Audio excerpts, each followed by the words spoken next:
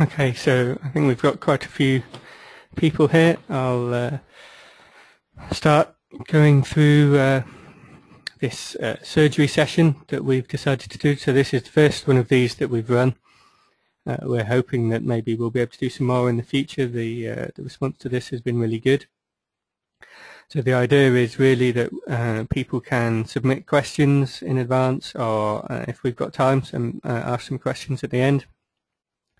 And we will have various experts on hand to help solve problems or discuss whatever the topic is that we're planning on doing in that particular session. So today's session is about Oracle SOA Suite 11G performance.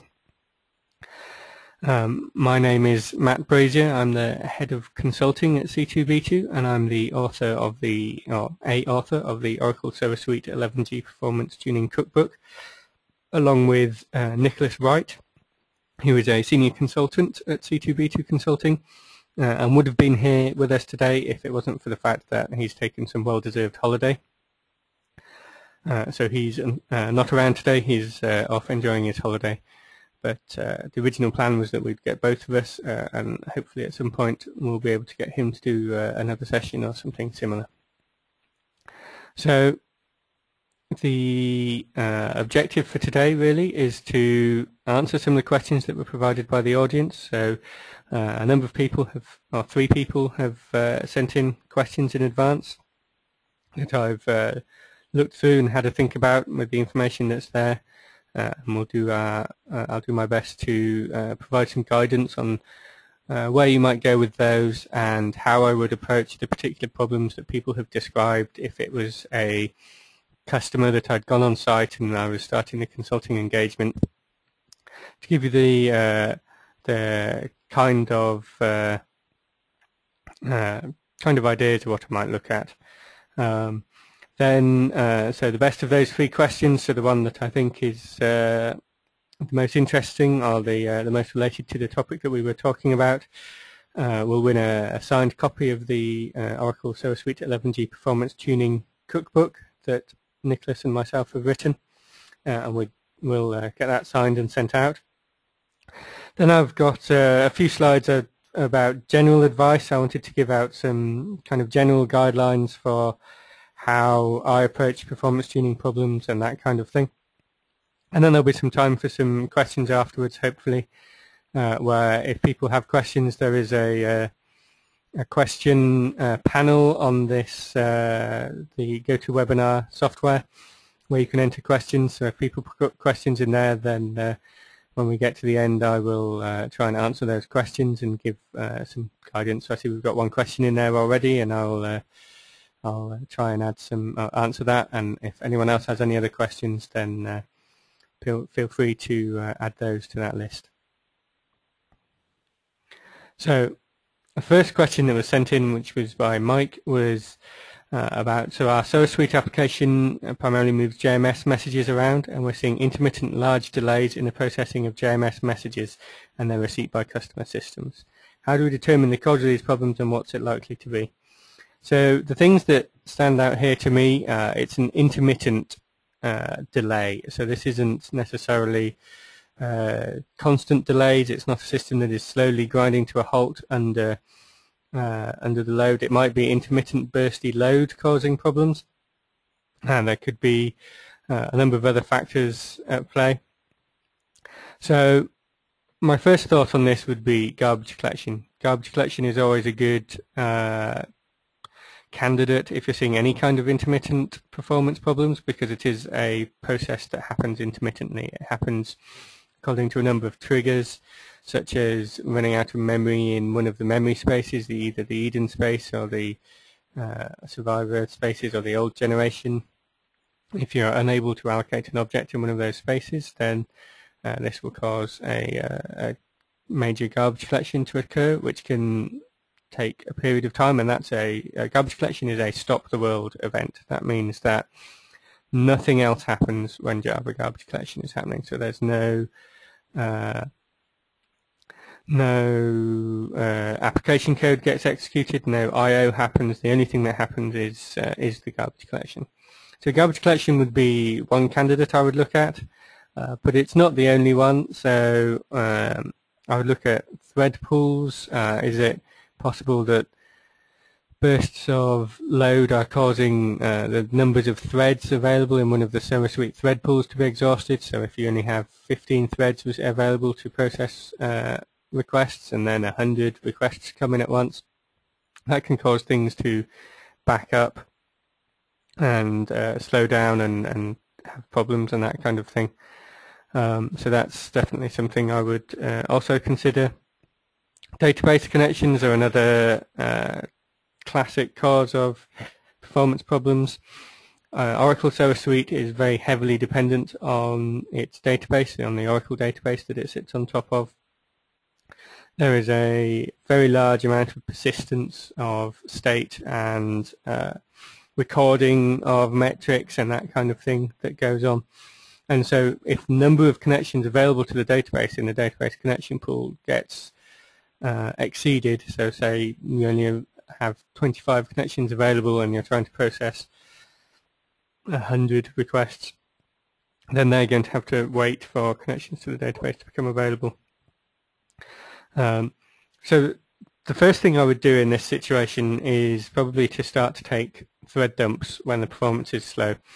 So I would look at the JStack command, JSTACK, which comes with the Sun JVM or the equivalents in the JRocket tooling. And this will allow you to take a thread dump, which is a stack trace of every thread in the application server and what it's doing at a particular instant in time. So if you have a performance problem where your system slows down for 10 seconds or so, if you take, in those 10 seconds, if you take a thread dump every second, you can get 10 thread dumps. And you can then go and look at what's in those thread dumps and look for code that is slow or code that occurs frequently in those thread dumps. And that code is either going to be code that is slow to execute or code that is executed frequently. And either way, it's a prime candidate for optimization. So I would start with thread dumps in this instance, and I would look for things that are slowing down the application. So there will probably be code in the JMS processing pipeline that is waiting on some kind of resource. So you might see lots of socket reads, so java.io.socket.read it might be in there or something like that, which will indicate that it's waiting for data to come back from something, and then you can read further down that thread stack and see whether it's the JDBC driver or a JMS connection or something like that that's causing it. So my primary suspect in this question, I think, would probably be garbage collection under heavy load, but it could be database connection pool problems or something like that. So the second question we've had from Peter is about, so he says, hi, my performance problem is with SOA info application. The SOA info application becomes unstable with very, very slow response times when you have a large number of composite instances. And by a large number, he means over 500,000 instances. Unfortunately, due to some of the business requirements, disabling auditing, so setting the audit level to off and turning off capture composite instance state is not an option. So presumably there is some business or legal requirement to be able to audit and capture that state. So this problem has been seen on Oracle SOA Suite patch set 5, so 11.1.16 here. So again, the SOA application becoming unusable with very slow response times. So this doesn't sound like an intermittent problem. This is a problem occurring across the board. There's everything, apparently, from what I gather from this question, is affected. So all instances, all composites, all requests are taking a long time to respond. So this means that the bottleneck is more likely to be some kind of platform-related bottleneck, such as CPU or memory, something like that. So my thoughts on investigating this is I would start by trying to work out whether the performance is the database server or in the application server. So it could be that because a lot of these instances are accessing the database, and as I mentioned, there's auditing going on, so they have auditing requirements. It might be that the bottleneck is the database server, and there's a number of things that you can do to improve the performance of the database server. For example, you can obviously optimizing tables, cleaning out, purging out old data. You can do a bit of schema optimization, and then if that doesn't work, then there's always the options of throwing more hardware at it. So putting it on bigger servers with more CPU, more memory, or running clusters like Oracle Rack cluster or something like that, and spreading the load a bit across the database that way. So my initial suspect here would be that database I/O is the bottleneck, but to verify that, I would do something similar to before. So when the performance is running slowly, I would use the JStack tool, JSTACK, and you give it a process ID of the Java JVM process that you want, and it will give you the thread dumps. So I would look at the thread dumps and see what the various threads are doing. So you submit requests to make sure that it's doing something, and then look at what's going on. I'd also look at garbage collection, because again that could be an issue. It could just be that the memory of the application server running SOA Suite isn't enough to cope with the number of composites that you've got running. So even when composites, or even some types of composites, they keep information in memory, and if you have a huge number of them, then it starts having to swap memory out to disk and that kind of thing. So I would monitor the amount of memory being used. I would look at the amount of swap memory being used from a operating system level using a tool like Top or Windows Resource Monitor to determine where this bottleneck is. And there's also, so although you've mentioned that you can't turn off auditing, and you can't turn off capture composite instance state, there may be other options that you can look at, including maybe doing some of the processing in memory. So while you do need to audit that these processes are happening, it might be possible that you tune some of them and create sub-processes where some of the sub-processes happen entirely in memory. So you still have an audit trail that a process started and a process reached various key milestones, but you might be able to remove some of the processing that happens in between those steps and have it so that if it does fail, then you roll back a few steps and you might repeat a few calculations. But if they're idempotent calculations, then redoing them isn't really going to cause a problem. So yeah, that's a reasonably good way of doing things, I think. I'd look at the various options that you've got. I would consider quite a few things. Probably a lot of stuff around the database tuning and cleaning out old instances. So you mentioned that you have 500,000 instances. And I would look at archiving, whether you can structure your database so that old instances and old instance data go into different tables or are rotated out of the main table space, such that you partition your data to have the most recent data easily accessed and that kind of thing.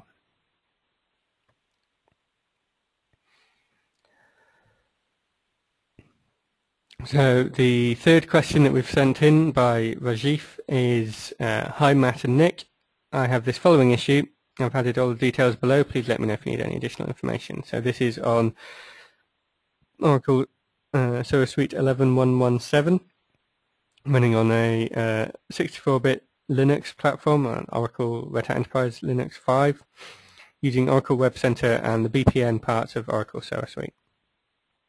So this text might be a bit small. I'll read it out. So the problem summary is the Web Center customer portal cannot open the work list due to timeout issues. So using Web Center custom portal application, which opens a work list from the SOA server, the work list ends with a timeout error when logging into the portal with an AD provided user account. And the WebLogic user is able to see the work list. And it seems that the SOA server will send a request for so long for an Active Directory user access and group rights that the portal and work list ends up timing out. They've got 5 Active Directory providers configured in the SOA domain, And could you provide some more information about how we configure Active Directory provider so that work list can be loaded without a timeout error from the portal side? Increasing the timeout isn't an acceptable solution to them, so they need to do something to tune the task flow. And then they have the error here, so unable to query Beeple repository, timeout exception occurred. Process was running for 15,617 milliseconds with a timeout of 15,000 milliseconds, and it aborted at that point. So my thoughts on this one. So this is quite an interesting, complicated error. So first thought is that 15 seconds is a really long time for a timeout. So I wouldn't have thought that you really need to be, I would hope that you don't really need to be increasing timeouts for that, just for talking to Active Directory. 15 seconds should be plenty time to do things. So I think you're right that we need to look for solutions that aren't just increasing the timeout further. Again, I would probably start doing some thread dumps. If you can get it to this point where it's taking 15 seconds, you can do thread dumps, and you can see what the threads are doing, what data they're waiting for, and if they are actually waiting for Active Directory data, or if they have already received the data from Active Directory and are trying to process it somehow. So I have seen a couple of times an error that was somewhat similar, where authentication requests to Active Directory were taking a very long time, and in these cases, in this particular case, I don't know if it's the same here, but certainly something I would look at is, in these cases, the error related to reverse DNS lookup. So the Active Directory received the request to authenticate a user, and that request came from a IP address, and it then tries to do a reverse DNS lookup to turn that IP address into a DNS name for its auditing purposes and for knowing where that request came from and whether that came from somewhere within the domain and that type of thing. So it receives that request and it tries to do the reverse DNS lookup, and due to the DNS configuration, these reverse DNS lookups were taking a long time to complete. I think it was something to do with DNS configuration. I'm not 100% familiar with the networking architecture and how the networking guys solved it, but I think it related to the DNS server trying to communicate with a external DNS server that it didn't have a timeout with, or didn't have a connection with, and then that request timed out, and eventually it looked it up locally and used its local version of the thing. So I think the DNS server didn't consider itself to be authoritative on the domain that it was doing the reverse lookups for. Anyway, so I would look into that. So I would do some thread dumps again and look into that and see whether it's networking time, and if so, whether it's possible to do some network tracing to find out where that time is going. The other thing I would look up with anything related to Active Directory or any kind of LDAP repository is what the queries are that are being used to look up the users, groups and roles. So I've seen a number of situations caused where when you look up a group in the Active Directory, rather than just, for example, you're looking up all of the roles that the user Matt Brasier has, then rather than just returning the names of the roles, they would return the whole role object, and the role object in the particular Active Directory schema contained all of the users, which contain all of the other roles that those users have. So it's kind of a looped recursive directory structure where getting a user grabs all of its roles, and all of those roles are attached to all of the other users. And so this would result in pulling back a huge amount, essentially the whole, or pretty much the whole Active Directory, the whole directory. And so that was causing timeouts in production systems that hadn't been seen in development or test systems, because the number of users in the development and test systems was a lot lower. So you sent out a query and it pulled all the data in that Active Directory, but you've only got 10 test users and 4 groups in there. And then you position that to a production Active Directory, which is also serving a whole bunch of other applications and other systems, and suddenly you've got thousands of users and hundreds of groups, and pulling back all of that information was going past the timeouts. So I would look at those queries and see if there's any way you can optimize the queries and optimize the Active Directory schema itself, if it's the schema that's taking, or if it's Active Directory that's taking time to return that information. You only really need to return specific bits of information that you need, so the names of the groups and that type of thing. So the winner of the book, so the second question, Peter's question about the performance with a large number of instances, is the one that we selected as the most interesting one and the most likely to get interesting information from the book. So we will get that book signed. So as I mentioned, Nick is on holiday at the moment, and I forgot to get him to sign it before he went. So I will get him to sign it when he gets back from holiday next week. And we will, in the meantime, we will email you to get shipping details or where you would like us to send the book and that kind of thing. And I will get Dominica to get that sent out as soon as possible. For anybody else who wants a copy of the book, you can get it on Amazon. It's available as an ebook or hard copy. It's available from Amazon and from Pact Publishing, our publishers, and a variety of other places as well. So there's plenty of copies around, and has lots of good information. So back to general thoughts about performance tuning. So something you'll notice is that most of these questions I've talked about taking thread dumps, and thread dumps are a very good way of seeing what is going on in an application. So they provide you with a list of everything that is happening in an application at a specific instant in time, and by taking multiple thread dumps and comparing them, you can see what's going on in an application over time. So that's really good. It's essentially what a sampling profiler does. Essentially takes multiple thread dumps and compares them and highlights things that it thinks are possible bottlenecks.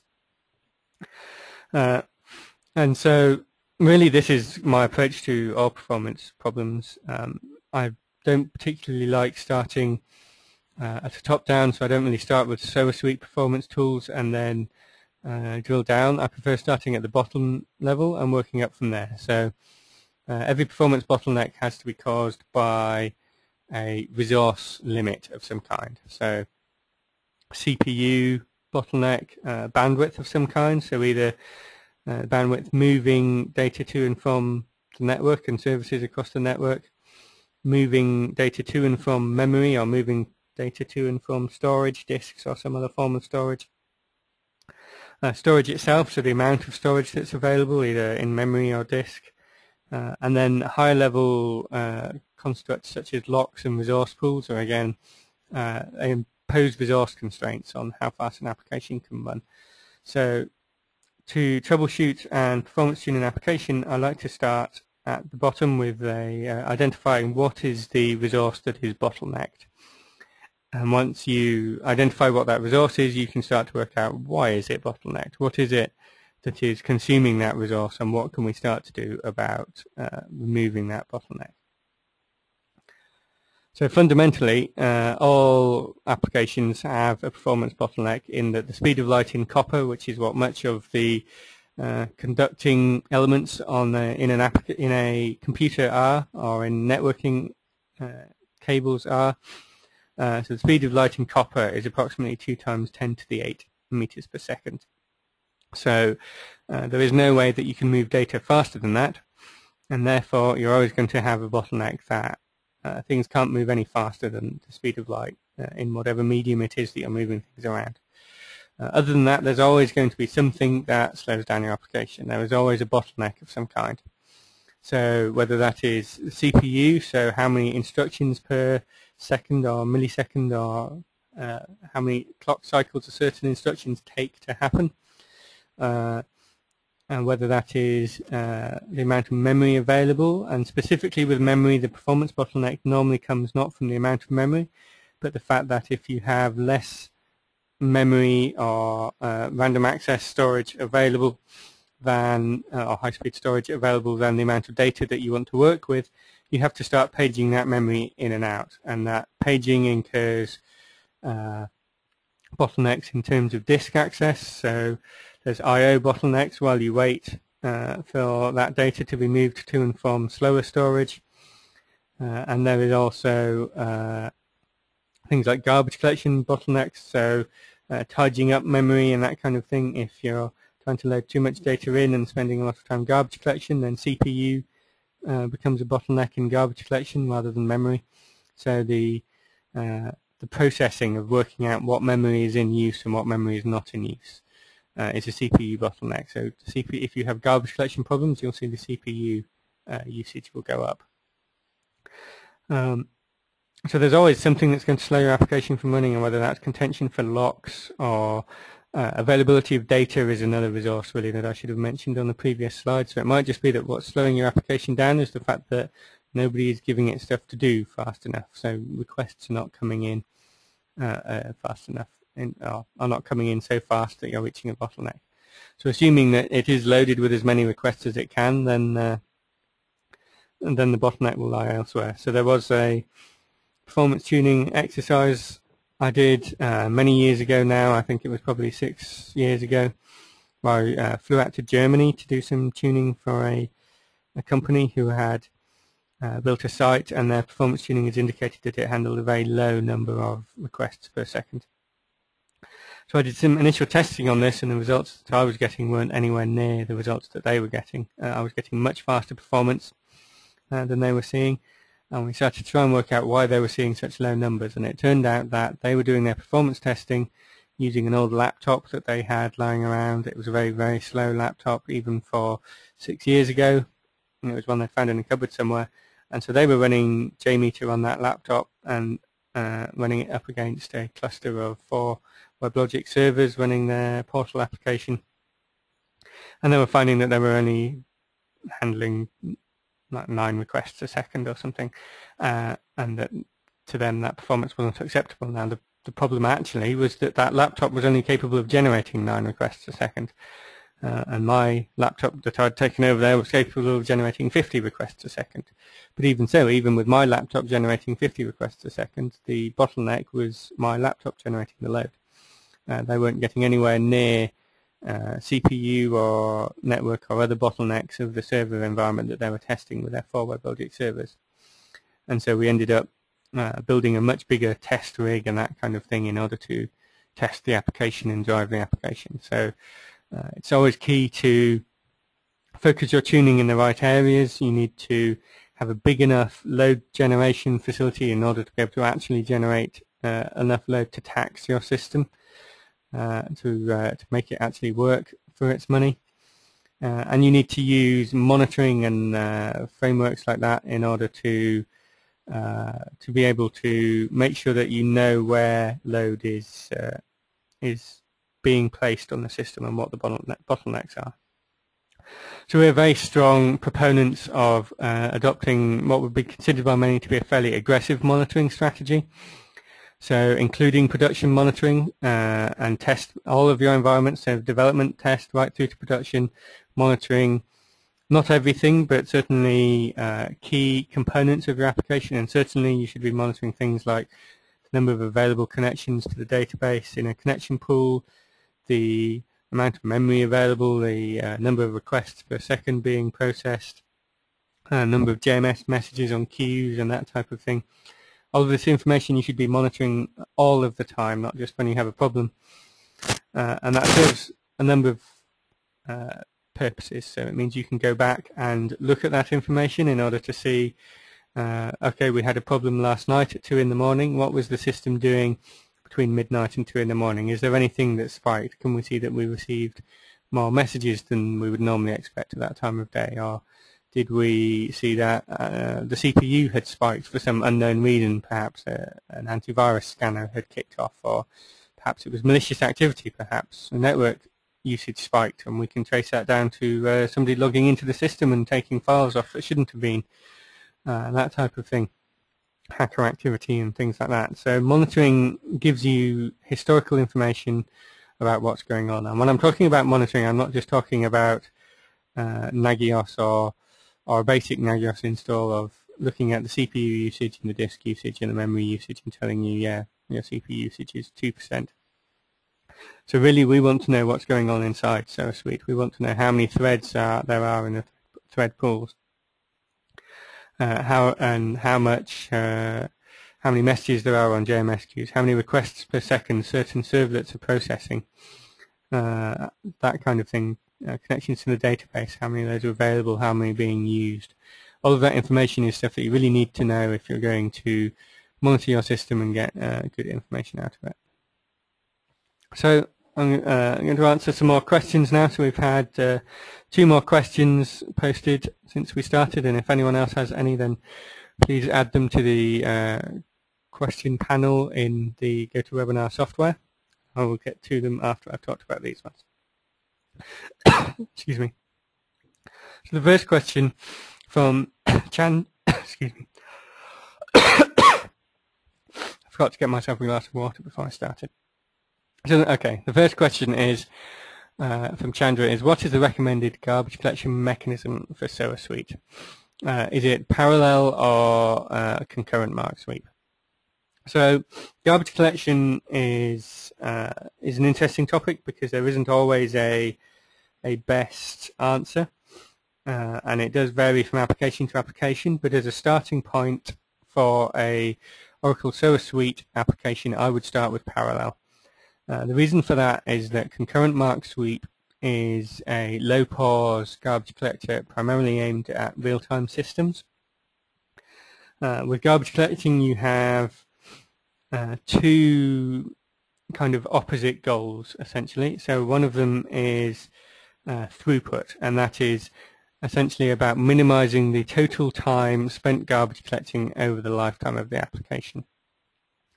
And the other is low pause, so that is minimizing each individual garbage collection pause. So an example of that might be if we had an application and we configure it for throughput garbage collection. It might be that it spends 2 seconds every 24 hours garbage collecting. So for those 2 seconds, it's completely unavailable to any requests. Everything just gets ignored, everything gets paused until the garbage collection completes. And then it will carry on. If we configure the same application for a low pause garbage collector like concurrent mark sweep, it might be that it spends 10 milliseconds garbage collecting every 5 seconds or something. So each individual pause is a lot slower. So 10 milliseconds is completely unnoticeable. No user is going to notice if the application pauses for 10 milliseconds, whereas a user might but probably wouldn't notice if the application paused for 2 seconds. But those 10 milliseconds every 5 seconds added up over a 24-hour period adds up to quite a bit more than those 2 seconds.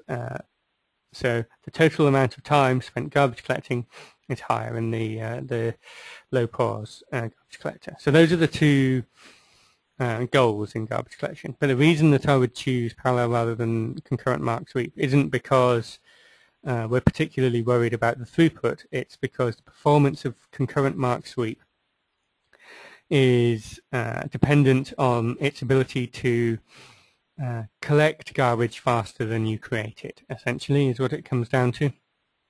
So because concurrent mark sweep works in a way that it keeps the pauses smaller, but then it works in the background to remove garbage and that type of thing, the performance, quote, falls off a cliff, unquote, if you get into a situation where you are creating garbage faster than the algorithm can keep up with removing it. And this creates a situation where you go into essentially massive garbage collection pauses. I've seen a customer system where it was spending about 58 seconds out of every minute garbage collecting. So that's not one 58-second garbage collection pause every minute. It's because that was averaged over a period of 40 minutes or so. So that's more likely that it was going to spend 10 minutes garbage collecting than a minute processing user requests, then stop and pause for another 10 minutes and garbage collect. So even though we've selected a low pause garbage collector there, it's not low pauses, those are 10-minute garbage collection pauses. And switching the same system to parallel garbage collection, in busy times they would get garbage collection pauses of 30 seconds to a minute, which is still quite long and far from ideal, but it's certainly not the 10 minutes. Actually, it was more like 15 to 30 seconds. So the users would hang around and wait for 30 seconds for the page to come back, whereas they won't wait for 10 minutes. So I would recommend parallel garbage collection because it performs better under load. And it performs better in situations where you are creating lots of small objects very fast and then wanting to clean them up, which is something that you find a lot in SOA Suite systems, because you quite often find you're doing a lot of XML processing, and XML processing involves creating lots of strings, turning those strings into Java objects that represent the DOM, manipulating the DOM a bit, and then turning it all back into lots of little strings to get the tags, and then turning all those little strings back into one big string to get the XML document. And so you spend a lot of time creating lots of small objects and removing them. And in general, in Java, that's not a problem. Object creation is very fast in Java compared to languages like C, where you have a free list and you have to go and find some memory to allocate the object. In Java, you can always just allocate the object in the next memory space. So object creation is very fast, and wasteful approaches to XML parsing like that work fine. If you're using an algorithm like parallel garbage collection. If you're using concurrent mark sweep, if the garbage collector gets into problems, then your performance essentially dies exponentially and you need to restart your system to get around it. So I would recommend parallel garbage collection for a SOA Suite application. And again, there's quite a bit of information in the book on garbage collection algorithms and the different options and how you can tune the different memory spaces. So as well as tuning the garbage collection algorithm, I would recommend tuning the sizes of the various memory spaces, so the new size and the survivor ratios and that type of thing, in order to get something that works well with this load of your application, which in most SOA Suite applications is probably going to be quite heavy creation, very fast creation of small objects under load, which then can pretty much immediately or within a few seconds be garbage collected. So yeah, I would recommend tuning for fairly large new space, so a new space of around 1/4 to 1/3 of your heap, and a survivor ratio of sort of 8-ish is what we've done before, but varying that. And then doing a tuning exercise, so you put your monitoring in place, you put your load testing framework in place, and then you test and tune and see what happens. But if you haven't got a memory bottleneck, you won't see, or haven't got a garbage collection bottleneck, you won't see any changes. But I would recommend parallel just in case there are problems. Okay, and the second question we've got from Peter is about the number of Java threads. So how many Java threads would you use and how would you tune that? So Oracle SOA Suite has a lot of different thread pools available. Each of them use Java threads. It's worth mentioning again while we're kind of discussing memory that every thread has a small amount of memory allocated to it called the thread stack. So this is in addition to the Java heap and the permanent generation and all the other bits of memory. So if you have a thread stack size of 256 and you have 150 threads, then you need to multiply 100 by 256 to find out how much additional memory your thread stacks will be using. So adding more threads is not free. The same is true actually with depending on the threading implementation and the operating system implementation and how good it is at threading. You can find that sometimes it will, when you create lots of empty threads, those threads still get CPU time allocated to them and they just immediately yield. So it is possible to do that. So yes, so tuning thread pools, there's lots of ways you can tune thread pools. There's lots of different thread pools to tune. I start tuning with the WebLogic thread pools and work up from there. Okay, and so Peter's added, could Peter's problem in question 2 that we talked about be related to too many concurrent threads? It's possible. I would say it's more likely that it might be insufficient concurrent threads, in that if there's 500,000 instances, it might be that they're fighting to get threads available, and you would see that in a thread dump because all of the threads would be busy processing current requests. It's also possible too many threads is also a possibility, because then you spend too much time, like each thread gets allocated some work and the CPU is just too busy. But with large, many CPU, many core, hyper-threaded boxes, that's not so common. My gut instinct is that it's database time, but a number of concurrent threads, and specifically I would say probably not having enough threads available in the thread pools to be able to service a number of instances that you've got is a possible thing that's going wrong in the second problem that we discussed. Okay, are there any other questions? If anyone else has any questions, if you post them in the questions application. Otherwise, I've run out of questions to answer. So thank you for listening, and I'll hang around for a few minutes to answer any more questions. But otherwise, you can follow us at CTV2 Consulting on Twitter, or at Brasier on Twitter is myself. And you can get the book if you're interested in more from the Pact website there, or amazon.co.uk or amazon.com. I didn't manage to, I didn't paste the Amazon direct link on there because it's too long and complicated and doesn't make much sense. So thanks very much for everyone's time, and if anyone has any questions, then please post them in the question section. Otherwise, thanks very much for your time.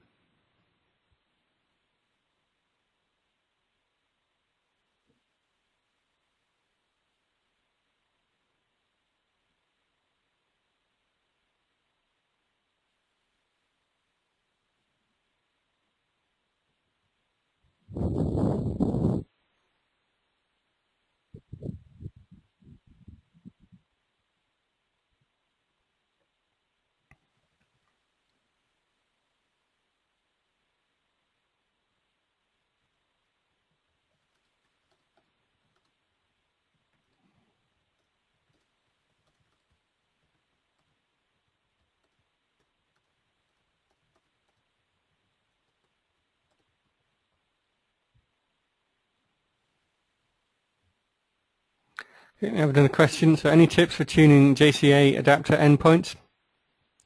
So there's a few things that you can do around adapter endpoints, mostly around configuring timeouts and things like that. So yeah, there's quite a few things there. I'm trying to remember exactly what the options are. I think there are also various options to do with buffer modes and things like that in some of the endpoint adapters in the BPMN and BPOol engines. The tips generally for JCA adapter type endpoints you're going to lose, well, you want to think carefully about whether the time is going to be spent with a synchronous or an asynchronous call, and whether you want to wait around for responses, or whether you want to send a request to the endpoint and then when the response comes back have that kick off a new instance. That saves having stuff stored in memory and that kind of thing. So yeah, I would look at really design and architecture things around JCA endpoints. There aren't too many knobs that you can twiddle to that much success when you're tuning JCA adapters and external JCA services. And second question, when services have competing garbage collection requirements, so for example throughput versus response time, what would you recommend, and are separate JVMs viable? So I'd say yes, definitely separate JVMs are viable. You can tune, so for each application server, for each server suite instance, you can give it different JVM with different memory parameters, and that's probably what I would recommend in this instance, assuming that the applications need garbage collection settings configured, and that you can't find some happy balance, or that that you're happy to split them out. Then I would say create a WebLogic domain, a SOA Suite domain with multiple servers, and host the different services on different servers unless there's a particular advantage to them being co-located. And then you can optimize each JVM setting, each parameter on a server for the application that it's running. And generally I'd probably recommend that anyway, just because it makes deployment and lifecycle operations easier. If you need to deploy a new application or deploy a new service that requires restarting the container, then if you've got multiple applications on there, that's an outage for multiple services. If you've just got one application on there or one service per JVM, then you can just restart that JVM and it doesn't impact any of the other components. Okay, if there's any more questions, then please ask them, and I'll carry on typing some of these answers into here.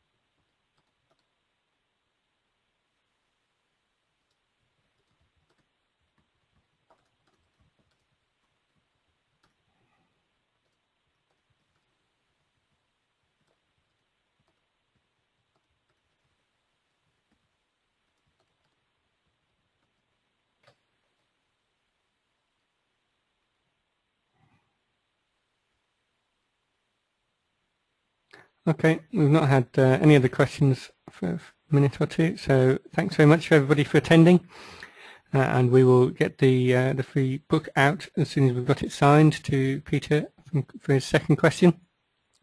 Thanks very much for attending, and hopefully we will see you on some of our future events, our future webinars. Thanks very much.